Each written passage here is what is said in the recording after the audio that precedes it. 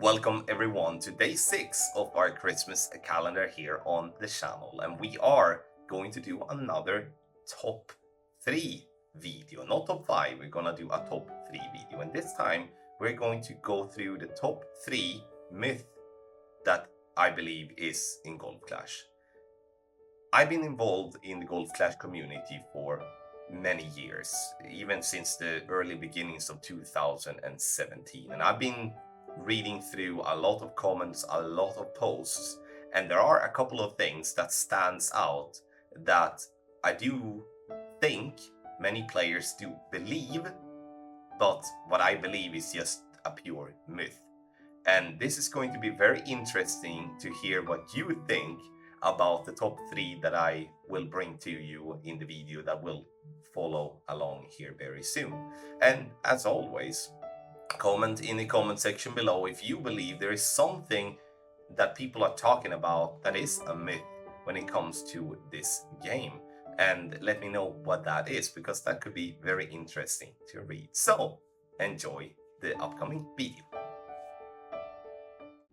Oh, this is a video that I've been looking forward to. Top 3 myth when it comes to the game. And as you know, I've been in this community for many years now, and I do continuously see a couple of things posted that I'm just like, oh, it is not like that. I know it's easy to get the feeling that it is like that, but I'm gonna bring up a couple of topics here, and I would love to hear your thoughts about those topics specifically. Have in mind that everyone is entitled to their opinion. It doesn't have to be exactly as you or I want it to be. So let's take a look at the top 3 myth in Golf Clash. For number 1, we are going to talk about a myth that is by far the biggest one out there, and something you have probably seen yourself on many of the posts on Reddit, Facebook, and other communities when it comes to Golf Clash, and that is that you can't win if your opponent has better clubs or better balls than you in tour play. I mean, yeah, I've been commenting on a couple of posts like that, talking about just that particular thing, is that we can't control what your opponent is doing first and foremost. And sure, there will be few scenarios, not that he dropped an hole-in-one every time. I know those comments exist, and that's just a defense mechanism because we don't want to own up that we actually could have done a better game. But the fact is that an opponent with better clubs and a better ball has, when it comes to shootout, more or less the equal amount of chance to win as you have, that might have a little bit worse club, a little bit worse ball. And why is that? It's because you can play the shootouts in many different ways. And if you are planning and preparing and doing the groundwork that is needed to be top percentage winning player on tour playing Golf Clash, you will win more than 50% of the games, no matter what ball and club your opponents have. We will never win 100% of the games. That's never going to happen.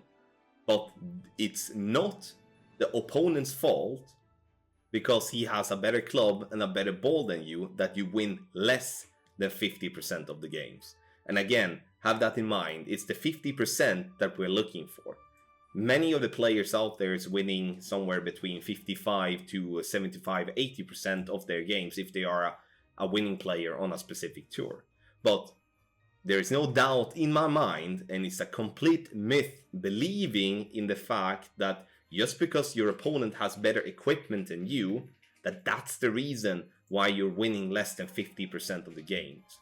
Change your mindset, look to your own gameplay, work on your shootouts, allow yourself to become a better player on the shootouts that you struggle with by asking around to your fellow clanmates, watching a video on YouTube, or whatever.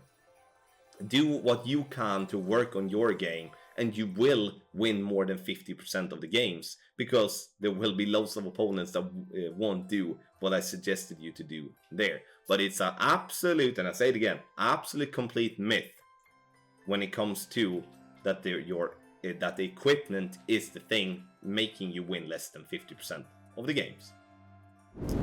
For number 2 in the top 3 myth is that making the game more random and tougher is going to make more players being able to win and compete. And the reason I do not agree with this, and also believe this is just a complete myth, is going back to when we did get the win changes in tournaments. The thing is though, when you make a game more random, you make more changes, and let's say you have the win changing from this and that, you will make players more dependent on using help from others, which is a guide, for an example. There is no doubt in my mind that since they made the game, or tried to make the game tougher by making it more random when it comes to the wins in tournament, that has made more players being dependent on having guides to follow, or a streamer to follow, or just something to follow, because it becomes more time consuming.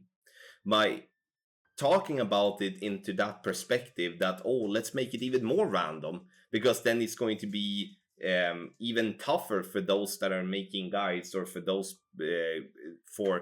that are creating content for free on YouTube to provide the content. Yeah, to a degree that's going to be the case, but it's not going to stop. It's just going to make more people dependent on just that. You could picture yourself, like, for an example, if they would remove the win and make it even more random in tournaments, just as an example, that would make even more people depend on others and depend on guides. Going back to how it was back in the day when we had the same win throughout the tournament week, where there was loads of free content out there, made people be less dependent on the paid guides.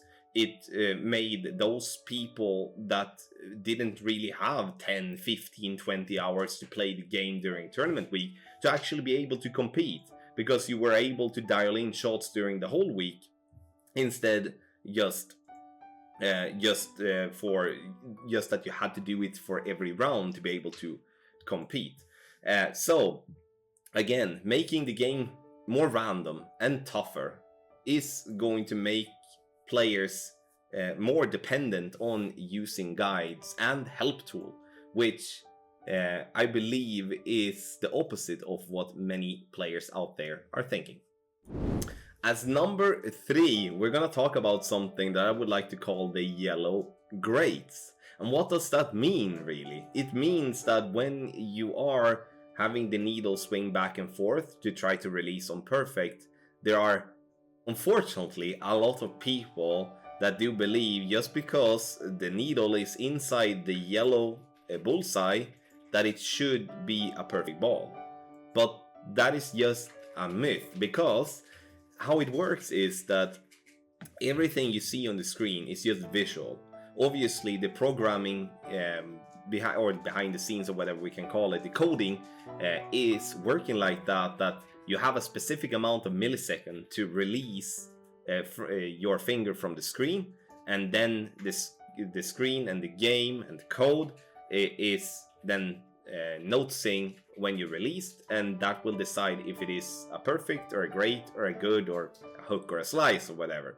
So just because the needle is inside the yellow doesn't mean that it will be perfect. Most of the time it will be, but you shouldn't be alarmed just because or you shouldn't be mad just because the needle is inside the yellow but it still says great. That just means that you did release too early or too late, and it is a visual glitch, as it so funnily is called.